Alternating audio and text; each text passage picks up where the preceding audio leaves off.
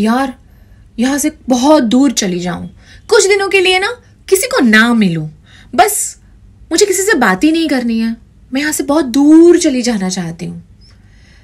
ऐसे सब थॉट्स हमें आते हैं ना, इनफैक्ट आने चाहिए। It's so simple, it's normal. कभी कभी ओके नहीं होना भी एब्सोल्युटली ओके होता है, लेकिन ये बात हमें कोई समझता ही नहीं है। ऐसा भी तो कोई लीव एप्लीकेशन होना चाहिए। Dear sir, today I am not happy. I am going through or I am suffering something. Can you please allow me to take 6 days leave? You can say that mental sick leave. ऐसा हम नहीं करेंगे, क्योंकि हम खुद ही नहीं अपने आप को अपना पाते कि हमारा मूड नहीं है तो it's absolutely okay. It's absolutely okay अपने आप को जताना कि मेरे साथ आजकल कुछ नहीं चल रहा है। इट डजंट मीन कि तुम्हें गांडा થઈ ગયા છો, इट डजंट मीन कि तुम्हें पागल થઈ ગયા છો, इट डजंट मीन कि तुम्हारी खोपड़ी सनक गई है। नहीं, ये सारे टैबू, ये सारे सोच के ओवरथिंक कर ये जो तुमने दुकान खोली है ना इतनी बड़ी, इसी सब फसाद की जड़ है कि लोग इस तरह से जल्दी चले जाते हैं।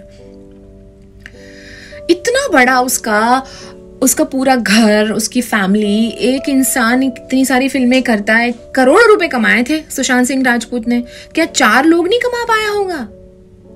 लेकिन कुछ टाइम के बाद हम बहुत सेल्फ सेंटर्ड हो जाते हैं, हम किसी को अपने दायरे में आने ही नहीं देते हैं।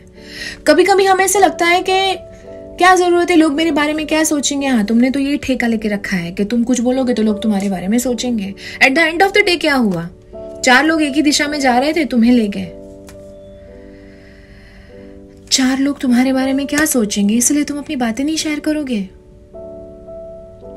जिंदगी का सच ये है कि यही 4 लोग तुम्हें उठा के राम नाम सत्य है बोल के चले जाएंगे और तुम पूरे दिन ट्रोल होते रहोगे। और तुम्हारे ऊपर, तुम्हारे माँ बाप, परवरिश, सब चीजों के ऊपर क्वेश्चन होंगे कि यार इसने अपने पेरेंट्स से बात नहीं की। मैं सच बताऊं, मैं दुखी तो हूं उसकी डेथ से, पर ये उम्मीद भी करती थी कि इतना अच्छा बच्चा, इतना टैलेंटेड एक्टर, इतना सही सुलझा हुआ इंसान, उसने अपने शब्दों में जो उसने अपनी बकेट लिस्ट 50 विशेस जो उसने रिलीज की थी, उसे फार्मिंग सीखनी थी, उसे बच्चों को स्पेस का एजुकेशन देना था, उसको स्वामी विवेकानंद के ऊपर डॉक्यूमेंट्री बनानी थी सुशांत को, उसकी क्या क्या विशेस थी यार। इतना सेंसिबल इंसान, वो एक पल कोई उसे मिल जाता। मैं कल से यही सोच रही हूँ कि कभी कभी पता है हम अपने पेरेंट्स के साथ बात क्यों नहीं करते। हमें ऐसा लगता है कि मेरे पेरेंट्स मुझे नहीं समझेंगे, क्योंकि कई बार पेरेंट्स ये भी बोलते हैं ना कि हमारे टाइम पे तो ना ऐसा नहीं ऐसा होता था, तो हमें लगता था कि भैया मम्मी तुम्हारा टाइम अलग था, मेरा टाइम अलग है। और अभी आजकल हम इतने ज्यादा ऑनलाइन गेमिंग, ऑनलाइन चैटिंग में बिलीव करते हैं कि हमारी खुद की पर्सनल प्राइवेसी मैटर करती है। पर कभी सोचा है पेरेंट्स का कि वो लोग कितना हमको लेकर पॉसेसिव हो गए हैं कि हमारा बच्चा हमसे बात नहीं करता, और इस चक्कर में लोग अपने रिलेटिव्स, अपने फ्रेंड्स को भी नहीं बोलते। शादी में नहीं आया भाभी, नहीं उसके एग्जाम चल रहा है, वो कैसे बोले कि उनका बेटा नहीं आना चाहता है। कई बार हमने ही बहुत दरवाजे बंद कर दिए हैं। हम बच्चे ऐसे हो जाते हैं ना अपने में कि हम अपने मम्मी पापा के करीब जाने से या उनको करीब लाने से डरते हैं, और ये गलती है हमारी। हमारे पेरेंट्स कितना भी बोले लेकिन हम नहीं सुनते हैं कई बार उनकी। इसमें पेरेंटिंग का दोष नहीं है, बट हमें अपने आप को अलाउ करना बहुत जरूरी है। कितने सारे मेरे ऐसे फ्रेंड्स हैं जो ये बोलते हैं कि काउंसलर के पास कैसे जाए। क्यों नहीं जाए? आपका वजन बढ़ गया है तो आप फोन लगाओगे मुझे डाइटिशियन चाहिए, आप जिम जाओगे कि पर्सनल ट्रेनिंग चाहिए, आपकी हड्डी में प्रॉब्लम है तो आप जाओगे ऑर्थोपेडिक सर्जन के पास, आंख में प्रॉब्लम है तो आप आई स्पेशलिस्ट के पास जाओगे, दिमाग में प्रॉब्लम है तो आपको काउंसलर के पास जाना है। Simple as that. कौन सी ऐसी चीज है जो आपको रोकती है, और किसी को बताने से इतना शर्माना क्यों है? वी आर ह्यूमन, हम कोई रोबो नहीं है कि हम हर वक्त एकदम फैंटास्टिक रहेंगे। हमारे अंदर इमोशंस चलते हैं, कभी फियर, कभी एंजाइटी, स्ट्रेस हमें फील हो सकता है। कुछ लोग इसे निभा लेते हैं, पचा लेते हैं, कुछ लोग इसमें से बाहर नहीं आ पाते हैं। Accept them whatever they are. मरना बहुत आसान है, बहुत ही आसान, तरीके भी बहुत ही आसान है। सबसे ज्यादा अगर किसी चीज में चैलेंज है ना तो वो जीने में है। जी के दिखाओ, हम इंसान हैं, भगवान ने हमें इंसान बनाया है। हमने कितने सारे जन्म लिए होंगे, कोई चींटी बना होगा, कोई ये बना होगा, वो बना होगा, लेकिन भगवान ने हमें इंसान बनाया है।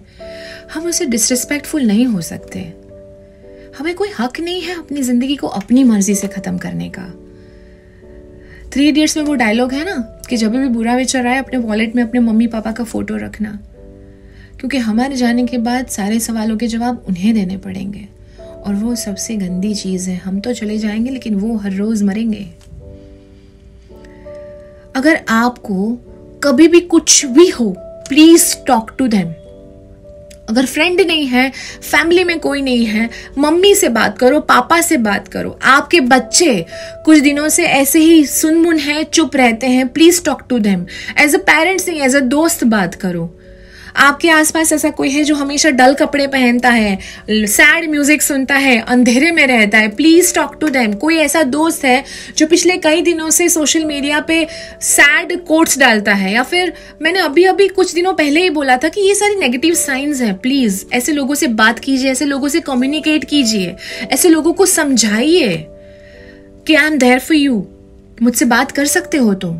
तुम्हारे पास कौन सी घड़ी है, तुम्हारे पास कौन सा आईफोन है, तुम्हारे पास कौन सा कपड़ा है, तुम कौन सी ब्रांड की गाड़ी चलाते हो, उससे मैटर नहीं करता।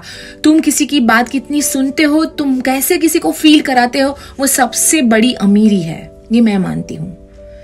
मुझसे कोई बात करके जाता है तो उसे एक सुकून मिलना चाहिए। फिर मैं चाहे स्लीपर पहन के जाऊं या ऑटो रिक्शा में घूमूं, मुझे उससे कोई फर्क नहीं पड़ता। पर वो इंसान जब मुझसे बात करे उसे फील गुड होना चाहिए। वो मुझसे बात करने के बाद मुझ पे भरोसा डाले कि मैं इसके साथ कभी भी बात कर सकता हूं। बस अब हमें यही करना है। ऐसी डेथ ना हो, ऐसे लोग ना स्टेप्स ले, इसलिए हमें अपना हाथ और अपनी जिंदगी के दोनों हाथों को ओपन करके लोगों को वेलकम करना है कि तुम मुझसे कभी भी बात कर सकते हो। प्लीज सुनो सुनो सुनो, लोगों की बात सुनो, लोगों के लिए वक्त निकालो, समय निकालो। क्या करना है समय निकाल में? तुम्हें 2 लाख रुपए इन्वेस्ट करने हैं? तुम्हें अपना कुछ दे देना है उनको? नहीं ना, सिर्फ टाइम देना है, उसी को मैनेज करना है। निकालने से तो टाइम मिल ही जाता है, एक जिंदगी बच जाएगी। मरना बहुत आसान है दोस्त, जीना असली चैलेंज है। कभी ऊपर वाले को हम परेशान होके बोलते हैं भगवान मेरे साथ ही ऐसा करना था, हे भगवान वाई मी। ऐसा नहीं कह सकते, God try me, I am ready to accept your challenge. भगवान को भी पता चल जाएगा कि तुम कितने स्ट्रांग हो। उसे भी थोड़ी राहत देने का हक है अगर तुम अंदर से फील करो तो। So trust people, please talk to them, and yes, इस पूरी जिंदगी में अगर कुछ सबसे ज्यादा इंपॉर्टेंट है तो वो हम खुद हैं, हमारा खुद का सेल्फ।